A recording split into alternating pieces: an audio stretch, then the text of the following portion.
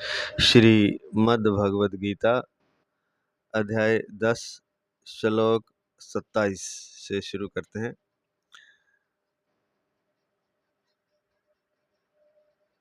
उच्चैः श्रवस्मश्वानां विद्धि मामृतोद्भवम् ऐरावतं गजेन्द्राणां नराणां च नराधिपम्। घोड़ों में अमृत के साथ समुद्र से प्रकट होने वाले उच्च ही श्रवा नामक घोड़े को, श्रेष्ठ हाथियों में ऐरावत नामक हाथी को और मनुष्यों में राजा को मेरी विभूति मानो। व्याख्या करने जा रहे हैं। प्रातः स्मरणीय, प्रातः वंदनीय, परम आदरणीय, परम श्रद्धेय भगवत तत्व प्रेम तत्व प्राप्त महापुरुष पूज्य महाराज श्री स्वामी राम सुखदास जी महाराज जी, उनके ग्रंथ साधक संजीवनी से महाराज जी के पावन अलौकिक चरणों में अनंतानंत दंडवत नमन, बारंबार दंडवत नमन करते हुए महाराज जी के आशीर्वाद से व्याख्या शुरू करते हैं। व्याख्या। उच्च ही श्रवस्मश्वानां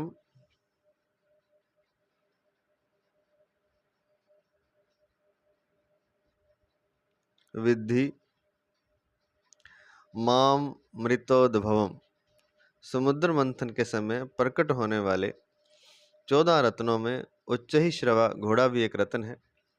यह इंद्र का वाहन और संपूर्ण घोड़ों का राजा है, इसलिए भगवान ने इसको अपनी विभूति बताया है। ऐरावतम गजेंद्राणाम, हाथियों के समुदाय में जो श्रेष्ठ होता है उसको गजेंद्र कहते हैं। ऐसे गजेंद्रों में भी ऐरावत हाथी श्रेष्ठ है।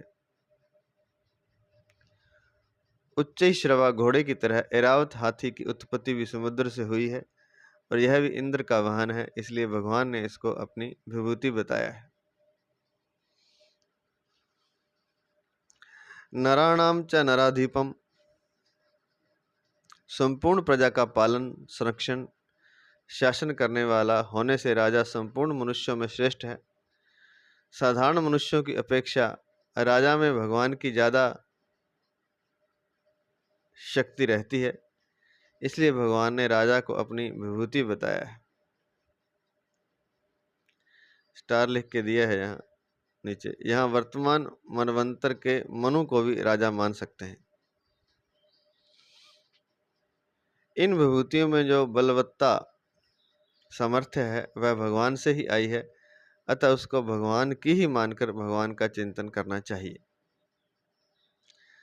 अगला श्लोक, श्लोक नंबर 28।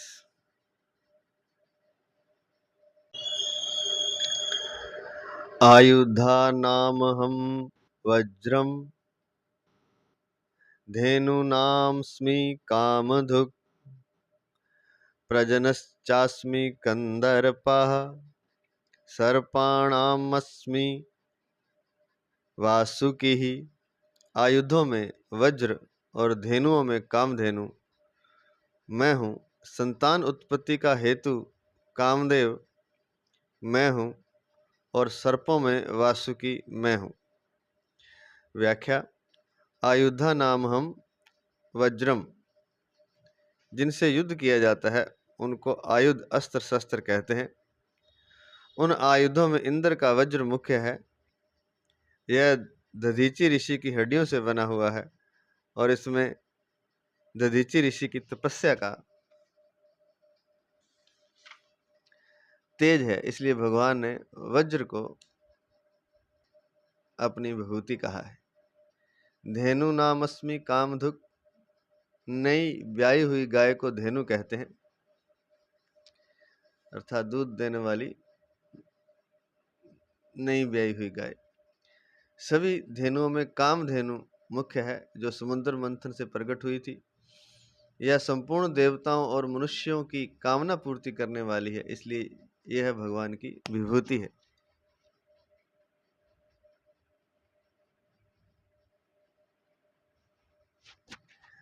प्रजनश्चास्मि कंदर्पः, संसार मात्र की उत्पत्ति काम से ही होती है। धर्म के अनुकूल केवल संतान की उत्पत्ति के लिए सुख बुद्धि का त्याग करके जिस काम का उपयोग किया जाता है वह काम भगवान की विभूति है। 7वें अध्याय के 11वें श्लोक में भी भगवान ने काम को अपनी विभूति बताया है। धर्मावृद्धो भूतेषु कामोऽस्मि भर्तर्षभ, अर्थात सब प्राणियों में धर्म के अनुकूल काम मैं हूँ। तो यहाँ केवल संतान उत्पत्ति के लिए काम को, जो कि धर्म अनुकूल काम है, उसी को भगवान की विभूति बताया है और कहा है कि सुख बुद्धि का त्याग करके जिस काम का उपयोग किया जाता है केवल धर्म के अनुकूल और संतान उत्पत्ति के लिए, वह तो भगवान की विभूति है। अगर केवल सुख भोग के लिए शरीरों का भोग किया जाता है तो यह शास्त्र इसकी अनुमति नहीं देता है, इसे गलत ही बताया है। केवल धर्म के अनुकूल संतान की उत्पत्ति के लिए सुख बुद्धि का त्याग करके जिस काम का उपयोग किया जाता है वह काम भगवान की विभूति है।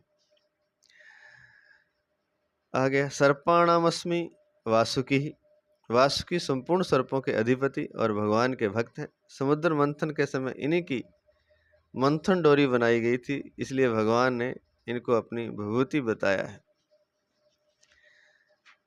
और यहाँ तक हमें ज्ञान है, नॉलेज है, वासुकी नाग भगवान शिव के गले में विराजते हैं, तो भगवान ने इनको अपनी विभूति बताया है। इन विभूतियों में जो विलक्षणता दिखाई देती है वह प्रतिक्षण प्रवर्तनशील संसार की हो ही कैसे सकती है, वह तो परमात्मा की ही है।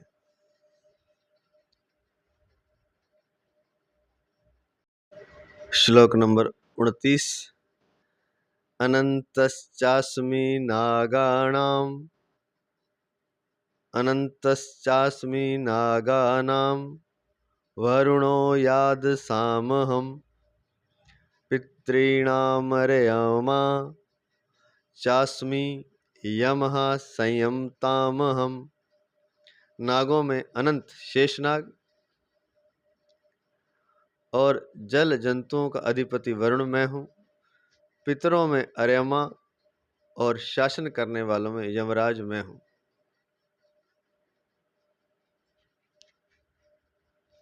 अच्छा, इसमें सर्प और नाग अलग अलग होते हैं। तो सर्पों में तो वासुकी नाग है, वासुकी सर्प है,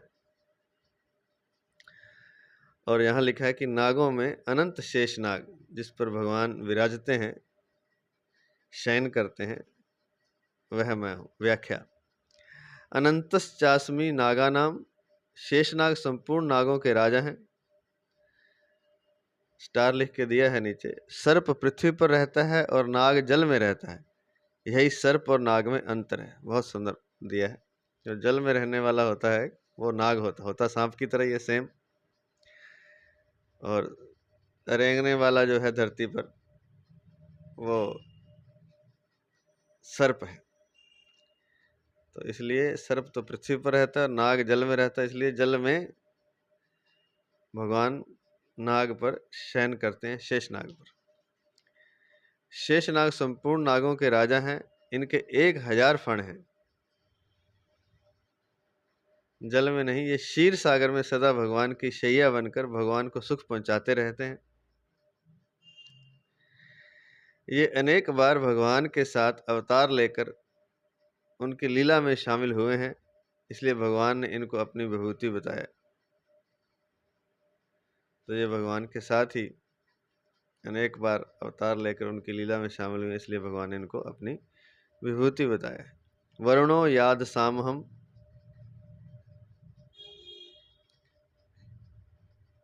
वरुण संपूर्ण जल जंतुओं के तथा जल देवताओं के अधिपति हैं और भगवान के भक्त हैं, इसलिए भगवान ने इनको अपनी विभूति बताया है। पितृणीयामर्यमा चास्मि, कव्यवाह, अनल, सोम आदि 7 पितृगण हैं। इन सब में अरम्या नाम वाले पितृ मुख्य हैं, इसलिए भगवान ने इनको अपनी विभूति बताया है। यमः संयमतामहम्, प्राणियों पर शासन करने वाले राजा आदि जितने भी अधिकारी हैं उनमें यमराज मुख्य हैं।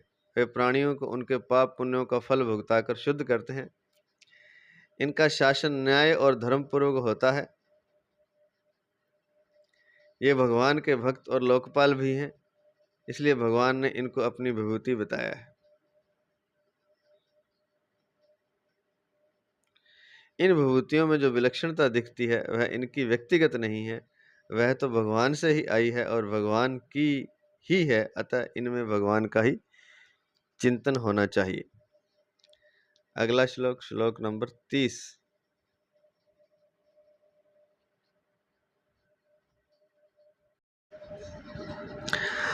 प्रह्लादश्चास्मि दैत्यानां कालः कलयतामहम्, मृगाणां च मृगेन्द्रोऽहम्, वैनतेयश्च पक्षिणाम्।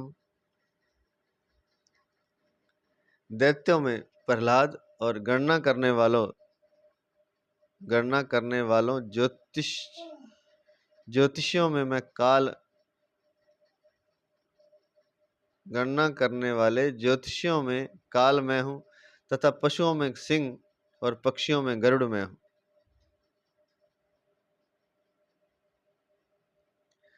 मृगेंद्र सिंह, मृगाणाम पशुओं में, पक्षिणाम पक्षियों में, वैनतेय गरुड़, अहम मैं हूँ।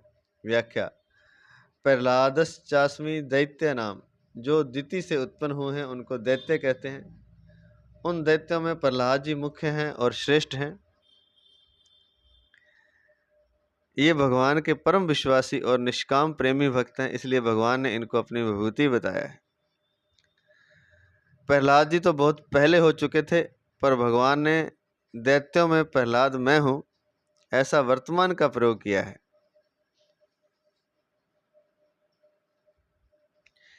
इससे यह सिद्ध होता है कि भगवान के भक्त नित्य रहते हैं और श्रद्धा भक्ति के अनुसार दर्शन भी दे सकते हैं।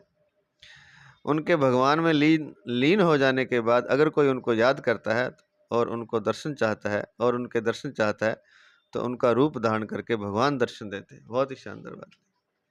तो जितने भी भगवान के भक्त हैं वे नित्य होते हैं और कोई उन्हें प्रेम पूर्वक, श्रद्धा पूर्वक याद करता है,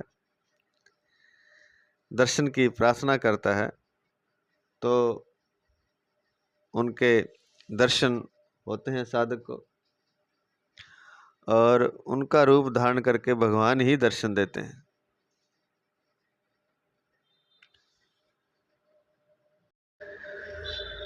तो उनके दर्शन भी हो जाते हैं और भगवान ही उनका रूप धारण करके दर्शन देते हैं।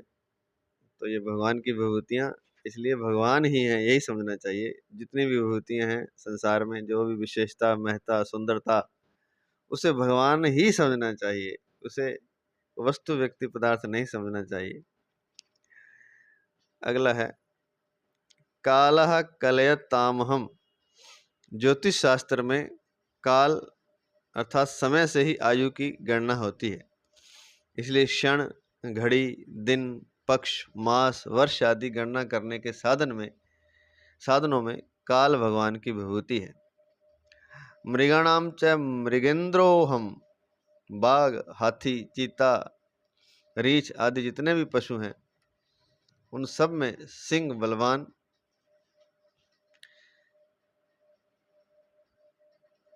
या कहें सिंह बलवान, तेजस्वी, प्रभावशाली, शूरवीर और साहसी है। यह सब पशुओं का राजा है, इसलिए भगवान ने इसको अपनी विभूति बताया है।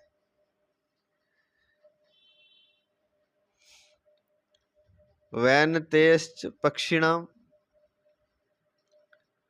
विनता के पुत्र गरुड़ जी संपूर्ण पक्षियों के राजा हैं और भगवान के भक्त हैं। ये भगवान विष्णु के वाहन हैं और जब ये उड़ते हैं तब इनके पंखों से स्वतः सामवेद की ऋचाएं ध्वनित होती हैं। सामवेद की ऋचाओं का गान होता रहता है इनके पंखों से जब जब उड़ते हैं। इसलिए भगवान ने इनको अपनी विभूति बताया है। इन सब विभूतियों में अलग अलग रूप से जो मुख्यतः बताई गई है वह तत्वतः भगवान की ही है। इसलिए इनकी ओर दृष्टि जाते ही स्वतः भगवान का चिंतन होता है। पिछले श्लोक में जो बताया था कि यमः संयमतामहम्, प्राणियों पर शासन करने वाले राजा आदि जितने भी अधिकारी हैं उनमें यमराज मुख्य हैं। वे प्राणियों को उनके पाप पुण्यों का फल भुगता कर शुद्ध करते हैं। तो पाप और पुण्यों का फल अगर जीवन में नहीं भुगता अपने तो फिर धर्मराज जी के धक्के चढ़ जाता है आदमी। तो पाप और पुण्य को, पुण्य तो सब भोग लेते हैं, पाप को भोगना बड़ा मुश्किल काम है, क्योंकि उसमें भयंकर कष्ट है। जीवन में भी हमारे साथ जब हमें हमारे पापों का फल मिलता है तो हम उसे भुगत नहीं सकते, बड़ा कठिन है। क्योंकि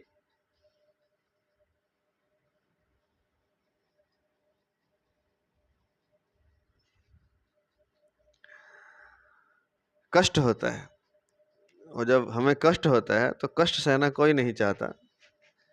तकलीफ, कष्ट, दर्द, तड़फ, ये सब पाप का फल है। विरह और भी बहुत कुछ, रोग, अकेलापन, सारे अपनों का दूर चले जाना, धन की कमी, अपनों का रूठ जाना,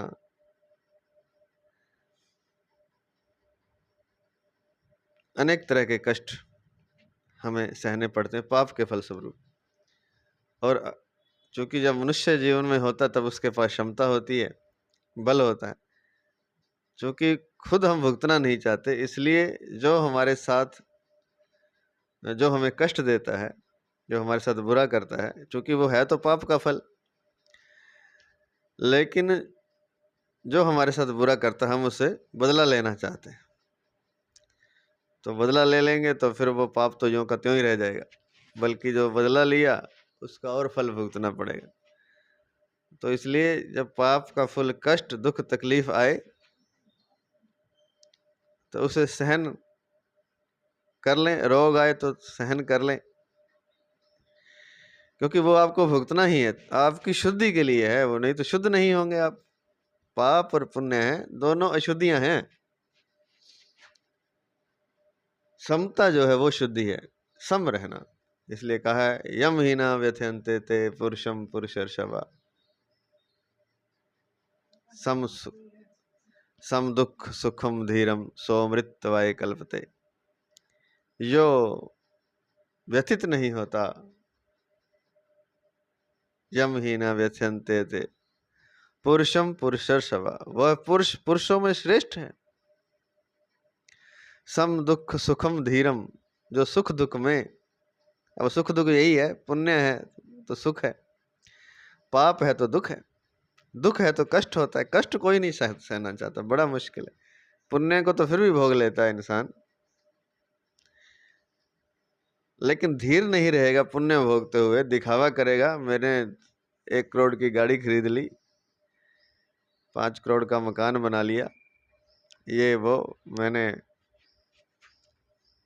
शादी कर ली हीरोइन से, फिल्मी हस्ती से, बड़े बड़े ये जो दिखावा शुरू करते हैं, फिर वो पुण्य को भोग नहीं रहा है, वो पुण्य को और उसका फल भोगना पड़ेगा। फिर वो आगे और कर्म बनता जा रहा है, जब पुण्यों को हम धैर्यपूर्वक नहीं भोगते हैं, अधीर हो जाते हैं, लोगों को दिखाने चले जाते हैं,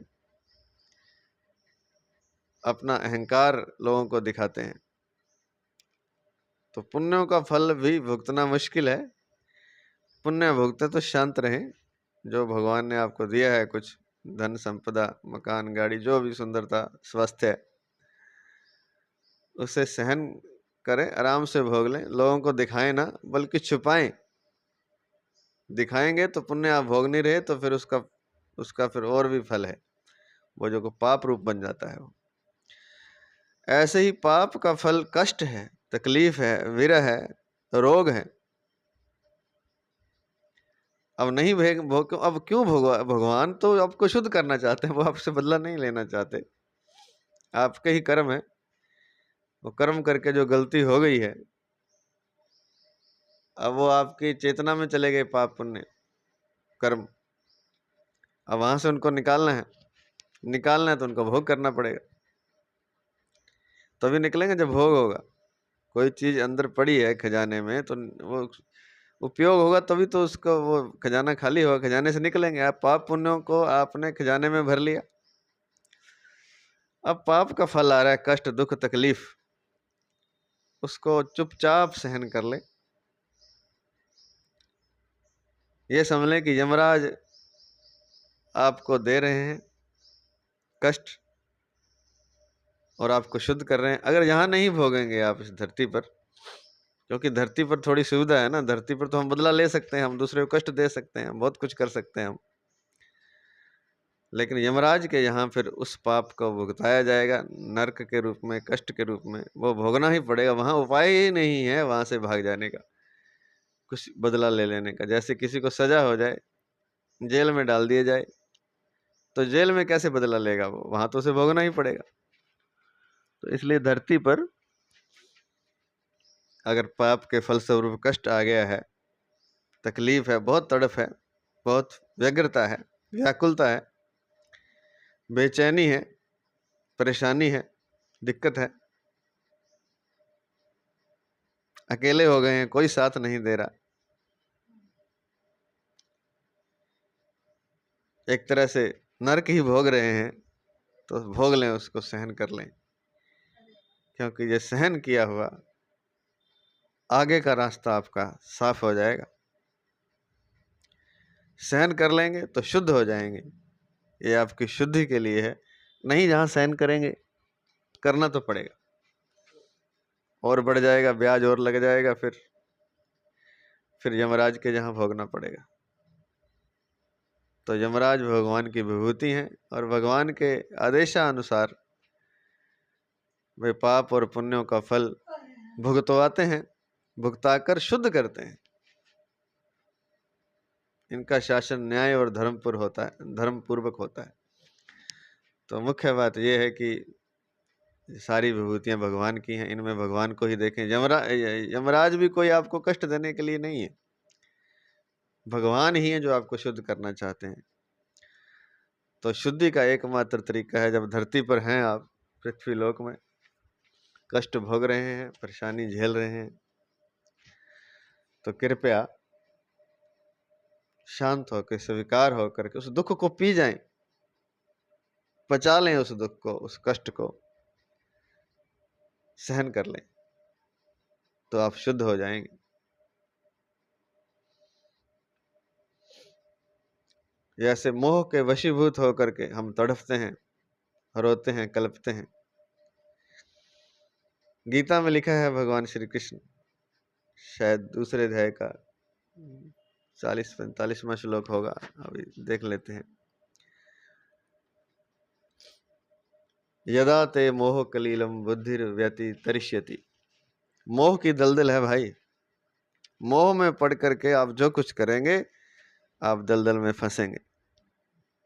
यदा ते मोह कलीलम बुद्धिर व्यति तरिष्यति। तो मोह के कारण तड़फ हो रही है, क्योंकि जिससे मोह है वो आपसे दूर है। जिससे प्रेम है, तथाकथित प्रेम, वो मोह ही है, वो आपसे दूर है। अब मोह में पड़ गए आप। लेकिन मोह भी आपको शुद्ध कर सकता, अगर मोह को नाव बना लिया जाए। मोह भगवान ने आपको पार करने के लिए भेजा है। अगर डूब जाएंगे, मोह में पड़ जाएंगे, तब तो दलदल है, तब तो डूब जाएंगे। अगर मोह के ऊपर सवार हो गए, अर्थात मोह को तिलांजलि दे दी आपने, मोह रहते हुए भी अपने आप को संयमित कर लिया, समता में स्थित कर लिया, तो फिर मोह आपके लिए पार जाने के लिए, उस दलदल से पार जाने के लिए नाव है। इसलिए लिखा है यदा ते मोह कलीलम बुद्धिर व्यति तरिष्यति। अगर बुद्धि से भली भांति विचार करके आप मोह को नाव बना लेंगे, तर जाएंगे, दलदल से पार तर जाएंगे, तो क्या होगा? तो मुक्ति हो जाएगी। तदागतांसी निर्वेदम, तुम उस निर्वेदम पद को प्राप्त हो जाओगे जिसे वेद नेति नेति गाते हैं, जिसे वेद जिसकी प्रशंसा करते हैं, उस निर्वेदम पद को प्राप्त हो जाओगे। और तदा गंतांसी निर्वेदम श्रोतव्य श्रुतस्य च, और सभी भोगों से मुक्त हो जाओगे। मोह को त्यागते ही सारे भोगों से, इस धरती के, स्वर्ग आदि के, ब्रह्मलोक आदि के जितने भोग हैं, सुने हुए, धरती के तो सुने हुए हैं, और सुनने में आने वाले हैं स्वर्ग लोक के, देखे तो है नहीं, शास्त्रों में सुने हैं। ब्रह्म लोक तक के भोगों से मुक्त हो जाएंगे अगर मोह को आप पार कर गए, मोह की दलदल को अगर आप पार कर गए। तो दो चीजें हैं, एक तो पाप और पुण्यों का फल आपको शुद्ध करने के लिए है। जो भी परिस्थिति आती है, अच्छी या बुरी, वह होती तो आपको शुद्ध करने के लिए, यह तो निश्चित है, तय है। देखने की दृष्टि आपकी सुदृढ़ चाहिए और मन आपका मजबूत चाहिए, तभी आप धर्म पूर्वक, न्याय पूर्वक उससे पार हो सकते हैं। नहीं तो फंस जाएंगे, तो फिर और फंस जाएंगे। यहाँ नहीं भोगेंगे तो फिर धर्मराज के यहाँ भोगना पड़ेगा। तो ये यदा ते मोह कलीलम श्लोक कितना है ये देख लेते हैं। दूसरे अध्याय का 52वां श्लोक है ये, यदा ते मोह कलीलम। आगे चलते हैं, श्लोक नंबर 31। तो ये हो गया 30 नंबर श्लोक हो गया। वैन तेयश्च पक्षिणाम, ये भगवान विष्णु के वाहन हैं। विनिता के पुत्र गरुड़ जी संपूर्ण पक्षियों के राजा हैं और भगवान के भक्त हैं, और जब ये उड़ते हैं तब इनके पंखों से स्वतः सामदेव की ऋचाएं ध्वनित होती हैं, इसलिए भगवान ने इनको अपनी विभूति बताया है।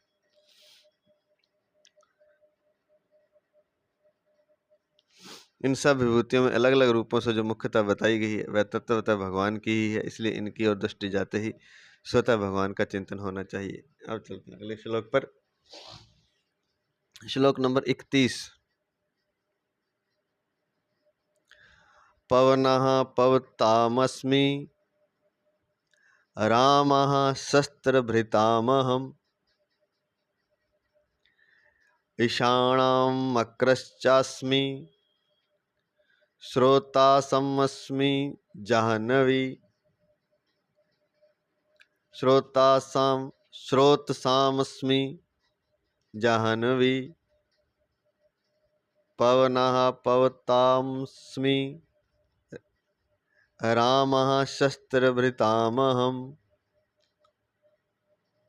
झषाणामक्रश्चास्मि श्रोतसामस्मि जाह्नवी।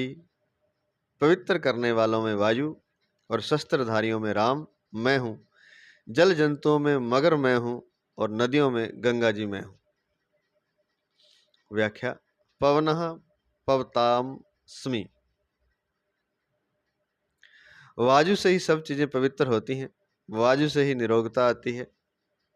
अतः भगवान ने पवित्र करने वालों में वायु को अपनी विभूति बताया है।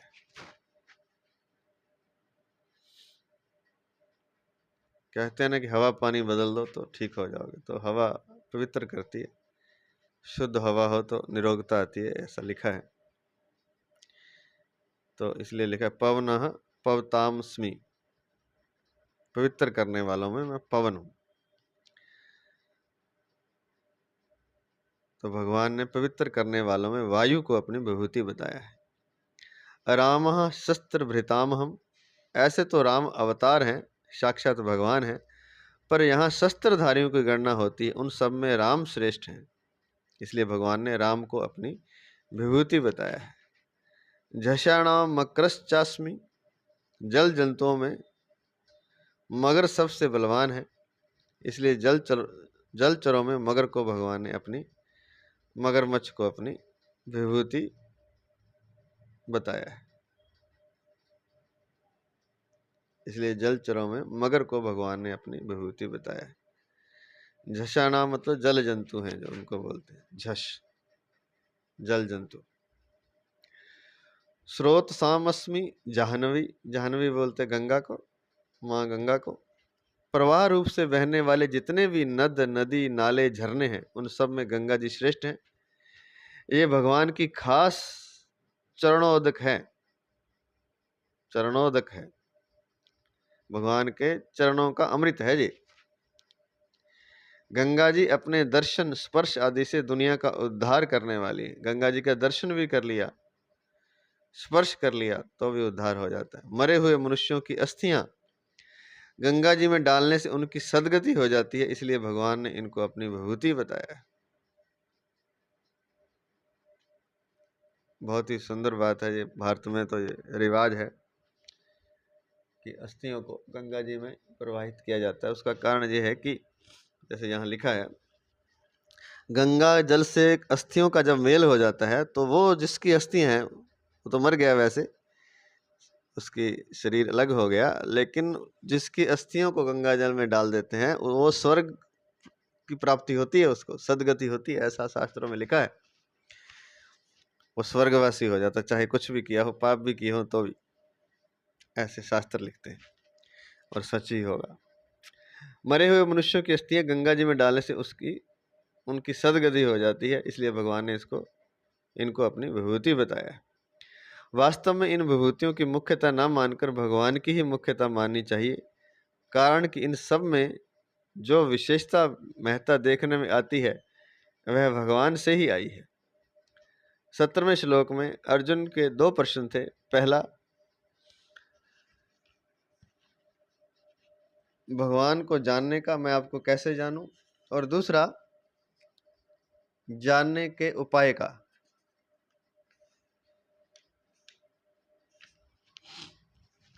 किन किन भावों से मैं आपका चिंतन करूं। इन दोनों में से उपाय तो है विभूतियों में भगवान का चिंतन करना, और उस चिंतन का फल परिणाम होगा सब विभूतियों के मूल में भगवान को तत्व से जानना।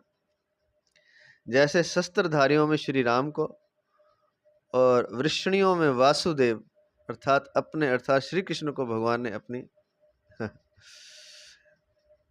को भगवान ने अपनी विभूति बताया। यह तो उस समुदाय में विभूति रूप से श्री राम का और वासुदेव का चिंतन करने के लिए बताया, और उनके चिंतन का फल होगा श्री राम को और वासुदेव को तत्व से भगवान जान लेना। यह चिंतन करना और भगवान को तत्व से जानना सभी विभूतियों के विषय में समझना चाहिए। तो चिंतन करेंगे तो भगवान को, जैसे श्री राम श्री कृष्ण जो विभूति हैं उनका चिंतन भी अगर करेंगे, क्योंकि चिंतन करेंगे भगवान के रूप में कि वे भगवान का ही रूप है, तो चिंतन जब करेंगे तो उन चिंतन से उसका तत्व प्राप्त हो जाएगा, अर्थात भगवान को तत्व से जान लेंगे। यह चिंतन करना और भगवान को तत्व से जानना सभी विभूतियों के विषय में समझना चाहिए। तो पहले तो चिंतन करना है और उसमें भगवान को जानना है, भगवान को ही उन विभूतियों में देखना है, और फिर ऐसा करने से भगवान को तत्व से जान लेंगे। तो ये प्रश्न अर्जुन ने पूछा था कि भगवान को जानने का मैं आपको कैसे जानूं, और दूसरा जानने के उपाय का। तो उपाय यही है कि विभूतियों में भगवान का चिंतन करना, और उसका फल ये है कि सब विभूतियों के मूल में भगवान को तत्व से जानना। संसार में जहाँ कहीं फिर बता रहे हैं, बहुत बार पहले बता दिया, फिर सुन लें, बहुत ही शानदार बात बताई है, एक बार फिर से सुने। संसार में जहाँ कहीं भी, फिर से मतलब इस श्लोक में अपने आप ही आई है, हम नहीं बता रहे, फिर से श्लोक में दोबारा लिखा हुआ है। संसार में जहाँ कहीं भी जो कुछ विशेषता, विलक्षणता, सुंदरता दिखती है, कुछ विशेषता दिखाई दे, कोई गुण दिखाई दे, कोई विलक्षणता दिखाई दे, कोई सुंदरता दिखती है, उसको वस्तु व्यक्ति की मानने से फसावट होती है। अगर किसी वस्तु की सुंदरता मान लें या विशेषता मान लें और किसी व्यक्ति की सुंदरता मान लें तो आप फंस जाएंगे, आप व्यक्ति में फंस जाएंगे, उस वस्तु में फंस जाएंगे।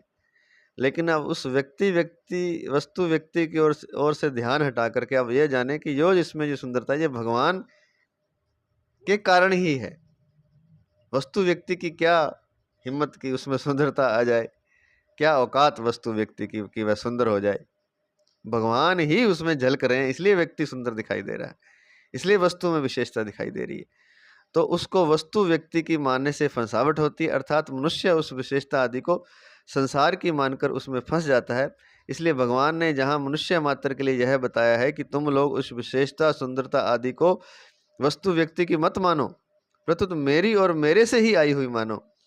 तो ऐसा मानकर मेरा चिंतन करोगे तो तुम्हारा संसार का चिंतन तो छूट जाएगा और उस जगह मैं आ जाऊंगा। तो किसी वस्तु में, किसी व्यक्ति में कोई विशेषता है तो भगवान के कारण है वो। किसी वस्तु में, व्यक्ति में सुंदरता है, कोई अच्छापन है, कोई अच्छा व्यवहार है, वो सब भगवान के कारण है। भगवान ही उसमें छुपे हुए हैं। भगवान की शक्ति से ही वो सुंदरता, विशेषता, व्यवहार, सुंदर व्यवहार सब दिखाई दे रहा है। तो ऐसा मानकर मेरा चिंतन करोगे तो तुम्हारा संसार का चिंतन छूट जाएगा और उस जगह किसका चिंतन हो जाएगा? मेरा चिंतन हो जाएगा, अर्थात उस जगह मैं आ जाऊंगा। इसका परिणाम यह होगा कि तुम लोग मेरे को तत्व से जान जाओगे और फिर एक दिन तत्वता ही जान जाओगे। फिर तो संसार दिखेगा ही नहीं, परमात्मा ही परमात्मा दिखेगा। मेरे को तत्व से जानने पर मेरे में तुम्हारी दृढ़ भक्ति हो जाएगी। गीता इसी अध्याय का 7वां श्लोक। चलते हैं अगले श्लोक पर। श्लोक नंबर 32। सर्गाणामादिरन्तश्च मध्यम चैवाहम अर्जुन अध्यात्म विद्या विद्यानाम वादः प्रवदतामहम्। हे अर्जुन, संपूर्ण सृष्टियों के आदि, मध्य तथा अंत में मैं ही हूँ। विद्याओं में अध्यात्म विद्या अर्थात ब्रह्म विद्या और परस्पर शास्त्रार्थ करने वालों का तत्व निर्णय के लिए किया जाने वाला वाद मैं हूँ। व्याख्या।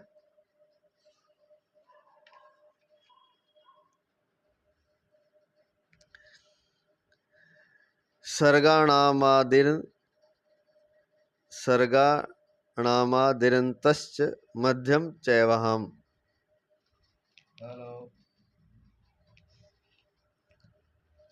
जितने सर्ग और महासर्ग होते हैं, अर्थात जितने प्राणियों की उत्पत्ति होती है, उनके आदि में भी मैं रहता हूँ और उनके मध्य में भी मैं रहता हूँ और उनके अंत में, उनके लीन होने पर भी मैं रहता हूँ। तात्पर्य है कि सब कुछ वासुदेव ही है, अतः मात्र संसार को, प्राणियों को देखते ही भगवान की याद आनी चाहिए।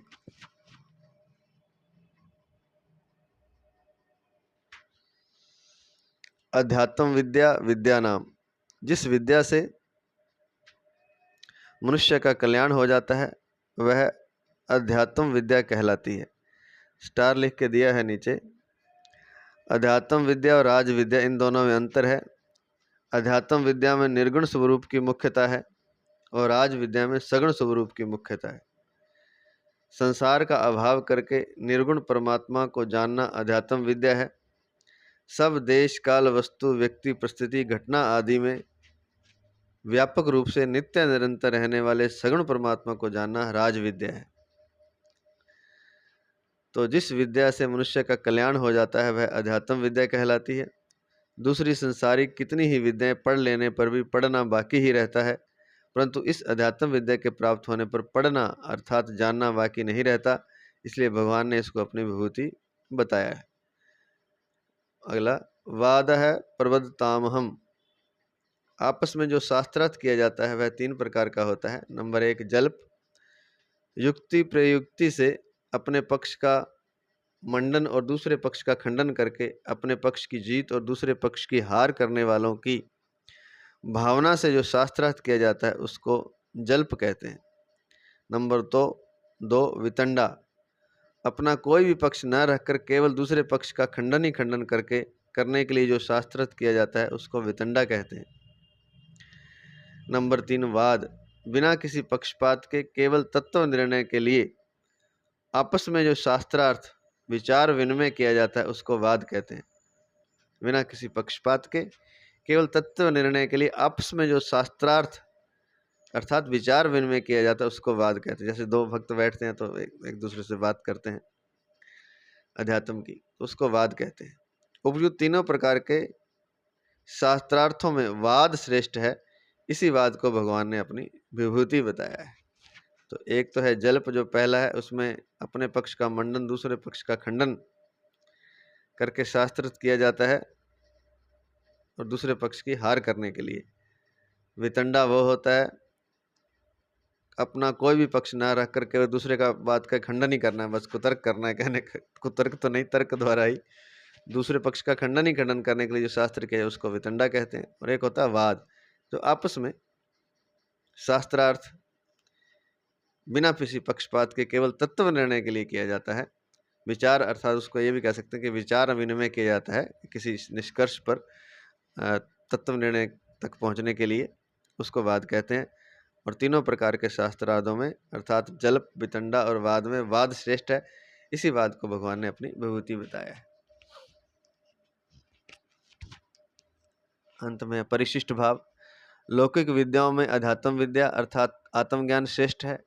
इसी को गीता के अध्यायों की पुष्पिका में ब्रह्म विद्या कहा गया है।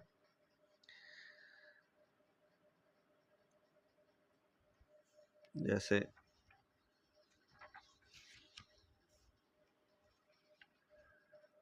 ओम तत्सदिति श्रीमद्भगवद्गीतासु उपनिषत्सु ब्रह्म विद्यायाम योग शास्त्रे श्री कृष्ण अर्जुन संवादे, ऐसा बोला जाता है। तो जैसे पिछले में बोला था, ओम तत्सदिति श्रीमद्भगवद्गीतासु उपनिषत्सु ब्रह्म विद्यायाम योग शास्त्रे श्री कृष्ण अर्जुन संवादे राज विद्या राज गुह्य योगो नाम नवमो अध्याय, पिछले में बोला था। तो श्रीमद्भगवद्गीतासु उपनिषत्सु ब्रह्म विद्यायाम योग शास्त्रे, तो आत्म विद्या, अध्यात्म विद्या या आत्मज्ञान विद्या कह लें, या इसको गीता के अध्यायों की पुष्पिका में इसको ब्रह्म विद्या कहा गया। अध्यात्म विद्या अर्थात आत्मज्ञान को अपनी विभूति बताने का कारण है कि यह सबसे सरल है, सबसे सुगम है और सबके प्रत्यक्ष अनुभव की बात है। इसको करने में, समझने में और पाने में कोई कठिनता नहीं है, कोई कठिनता है ही नहीं। इसमें करना, समझना और पाना लागू होता ही नहीं, कारण कि यह नित्य प्राप्त है और जागृत, स्वप्न, सुषुप्ति आदि संपूर्ण अवस्थाओं में सदा ज्यों का त्यों मौजूद है। आत्मज्ञान जितना प्रत्यक्ष है उतना प्रत्यक्ष यह संसार भी नहीं है। वाह, क्या बात लिखी। आत्मज्ञान जितना प्रत्यक्ष है उतना प्रत्यक्ष यह संसार भी नहीं है। तात्पर्य है कि हमारे अनुभव में आत्मज्ञान जितना स्पष्ट आता है उतना स्पष्ट संसार नहीं आता। इस बात को इस प्रकार समझना चाहिए।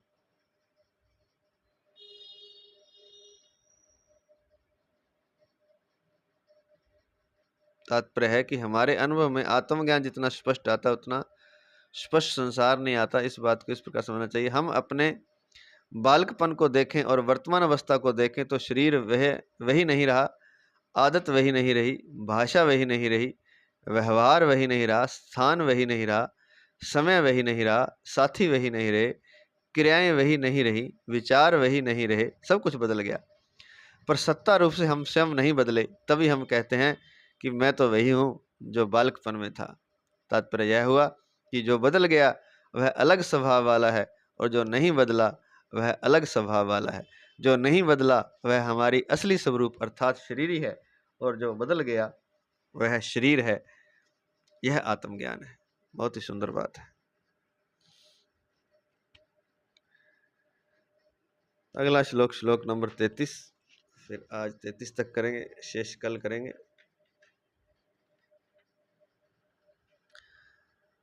अक्षराणां कारोऽस्मि द्वन्द्वः सामासिकस्य च अहमेवाक्षयः कालो धाताहं विश्वतोमुखः। अक्षरों में आकार और समासों में द्वंद्व समास मैं हूँ। अक्षय काल अर्थात काल का भी महाकाल तथा सब और मुख वाला धाता अर्थात सबका पालन पोषण करने वाला भी मैं ही हूं। व्याख्या। अक्षराणाम कारोऽस्मि। अक्षराणाम कारो अस्मि। वर्णमाला में सर्वप्रथम आकार आता है। स्वर और व्यंजन दोनों में आकार मुख्य है।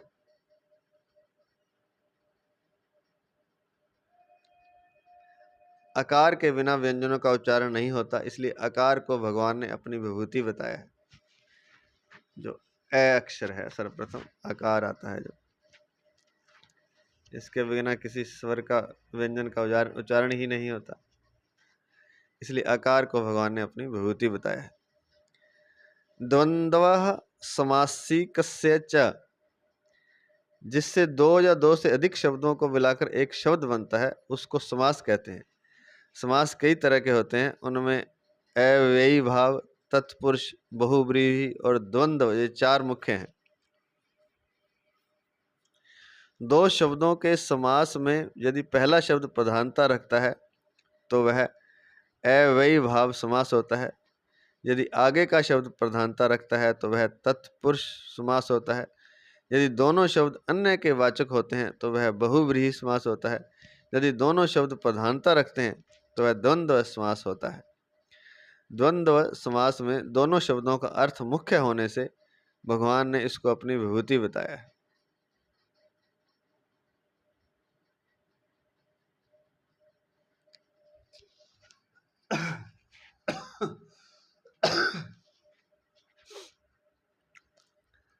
अगला पद, अहम में वाक्ष्यः कालः।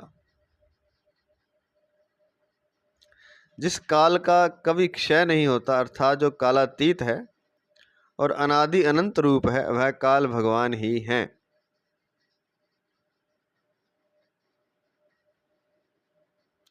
सर्ग और प्रलय की गणना तो सूर्य से होती है, पर महाप्रलय में जब सूर्य विलीन हो जाता है तब समय की गणना परमात्मा से ही होती है।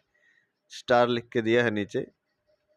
महाप्रलय में ब्रह्मा जी लीन हो जाते हैं। महासर्ग का अर्थात ब्रह्मा जी की आयु का जितना समय होता है उतना ही समय महाप्रलय का होता है। अतः इतने लंबे महाप्रलय के समय की गणना अक्षय काल रूप परमात्मा से ही होती है। तो सब समय की गणना परमात्मा से ही होती है, इसलिए परमात्मा अक्षय काल है। 30वें श्लोक के कालः कलयताम हम पदों में आए, जो पीछे आया था 30वां श्लोक, उसमें कालः कलयताम हम पदों में आए, काल में और यहाँ आए अक्षय काल में क्या अंतर है? वहां का जो काल है वह एक क्षण भी स्थिर नहीं रहता, बदलता रहता है। वह काल ज्योतिष शास्त्र का आधार है और उसी से संसार मात्र के समय की गणना होती है। परंतु यहाँ का जो अक्षय काल है वह परमात्म स्वरूप होने से कभी बदलता नहीं। वह अक्षय काल सबको खा जाता है और स्वयं ज्यों का त्यों ही रहता है, अर्थात इसमें कभी कोई विकार नहीं होता।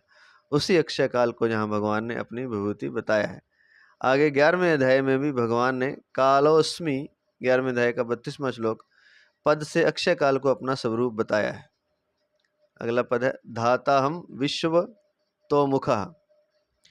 सब और मुख वाले होने से भगवान की दृष्टि सभी प्राणियों पर रहती है, अतः सबका धारण पोषण करने में भगवान बहुत सावधान रहते हैं। किस प्राणी को कौन सी वस्तु कब मिलनी चाहिए, इसका भगवान खूब ख्याल रखते हैं और समय पर उस वस्तु को पहुंचा देते हैं। इसलिए भगवान ने अपना विभूति रूप से वर्णन किया है। तो यह भी एक बहुत अच्छी बात है। सब और मुख वाले होने से भगवान की दृष्टि सब प्राणियों पर रहती है, अतः सबका धारण पोषण करने में भगवान बहुत सावधान रहते हैं। किस प्राणी को कौन सी वस्तु कब मिलनी चाहिए, इसका खूब ख्याल रखते हैं और समय पर वस्तु को पहुंचा देते हैं। अब हमें लगता है कि हमें ये मिला नहीं, वो नहीं मिला, ऐसा हो गया, वैसा हो गया। ये भैया, ये सारे भ्रम हैं। जब समय आएगा, किस प्राणी को कौन सी वस्तु कब मिलनी चाहिए, इसका खूब ख्याल रखते हैं भगवान। एक क्षण भी देर नहीं होती है, समय पर उस वस्तु को पहुंचा देते हैं। तो भगवान पर भरोसा रखें, श्रद्धा रखें, अपना दिमाग ज़्यादा ना लगाएं। भगवान की जो सुपर पावर है, भगवान का जो पालन और संहार और पोषण करने का जो तरीका है, भगवान की जो शक्ति है, क्योंकि सब कुछ भगवान ही है और सब पता है कौन सा कब कष्ट है, कब रोग है, कब दिक्कत है, कब विरह है, कब परमात्मा से मिलाना है, कब कौन सी वस्तु देनी है, कब धन छीनना है, कब धन देना है, कब रिश्ते नाते देने हैं, कब छीनने हैं, सब भगवान को पता है और बड़ा ख्याल रखते हैं, बड़े निपुण हैं इस कार्य में वे। और कौन सी वस्तु कब मिलनी है इसका भगवान खूब ख्याल रखते हैं और समय पर सब वस्तुओं को पहुंचा देते हैं। तो इस बारे में चिंता नहीं करनी चाहिए, भगवान पर श्रद्धा विश्वास रखेंगे तो सब हो जाएगा और सम रहेंगे। समता बहुत जरूरी है, समता नहीं रहेगी तो फिर जो कष्ट है या पाप पुण्य का फल अब भोगेंगे नहीं तो आगे भोगना पड़ जाएगा यमराज के यहाँ। तो अभी भगवान शुद्ध कर रहे हैं तो अभी शुद्ध हो जाएं तो बहुत अच्छी बात है। मोह को त्याग करके मोह पर सवार हो जाएं तो दलदल को पार कर जाएंगे, इस संसार सागर को, इस भव सागर को पार कर जाएंगे, मुक्त हो जाएंगे। नहीं तो बड़ा मुश्किल है। समय पर सारी चीज होती है, अपने आप हो जाती है। एक छोटा सा ये जीवन में भी हम देख सकते हैं, कोई चीज किस समय क्या काम आती है। घर में पड़ी है 10 सालों से नहीं काम आई, रखी थी ला करके, उस समय कोई समय था तब वो काम आ गई। जैसे कि हमने ये बाहर गमले रखे हुए थे 3-4 खाली पड़े थे 1.5-2 सालों से, पहले इसमें कुछ पौधे लगाए थे, वो जल गए तो फिर वो खाली रह गए थे। अब कई बार सोचा कि बाजार से फूल लेके इसमें लगाते हैं, लेकिन समय नहीं आया था। तो किसी के घर गए, रिश्तेदारों के, मौसी के घर, तो वहाँ उन्होंने कहा कि ये पौधे हैं एक्स्ट्रा लगे हुए, ये आप ले जाओ। तो उन्होंने पौधे दे दिए, तो वो पौधे उन गमलों में हमने लगा लिए ला करके। तो वो 2 साल से वो खाली पड़े थे, समय नहीं आया था। समय आ गया तो उसमें फूल भी खिले, पौधे भी लग गए, नहीं तो बंजर पड़े थे और सुंदर भी नहीं लग रहे थे। लेकिन ये समय की बात है और हो सकता वो 3 गमले और पौधे उतने ही पूरे आए और तीनों में वो पूरे हो गए। तो उनका समय जब आया तो तब वो सब कुछ हो जाता है। हाँ, माली सींचे 100 घड़ा, ऋतु आए फल होए, है ना। तो कष्ट को सहना मुश्किल तो है, लेकिन समता रखते हुए अगर उसे सह लेंगे तो शुद्ध हो जाएंगे। जीवन का जो कष्ट था वो निकल जाएगा। न केवल कष्ट निकलेगा बल्कि अध्यात्म की उन्नति भी होगी। अगर हम बदले की भावना रखेंगे और अपने को कष्ट ना हो इसलिए हम दूसरे को कष्ट देते हैं, ऐसा होता ही है संसार में। कोई कष्ट नहीं चाहता, अगर कोई उसको कष्ट दे तो उसको वह बदले में कष्ट देता है। और ऐसे एक परंपरा चलती है, परंपरा क्या कहें, इसके एक श्रृंखला चल पड़ती है और जिसका फिर कभी अंत नहीं होता। पाप पुण्य के रूप में हमें भोगना पड़ता है, बार बार जन्म लेने पड़ते हैं। तो अगर हम सह जाएं और बस होंठ सी लें और दिल पर पत्थर रख लें और अगर प्रसन्नता से सह सकें फिर तो कहना ही क्या कि प्रभु ने दिया है। जैसे मोह दिया है तो मोह को पार, अगर मोह के कारण तड़पे तो मोह को पार कर जाएं, मोह को छोड़ दें, त्याग दें। और मौका है ये, तो ये मौका है। हर चीज दुख सुख भगवान मौका देते हैं, लेकिन हम उस मौके को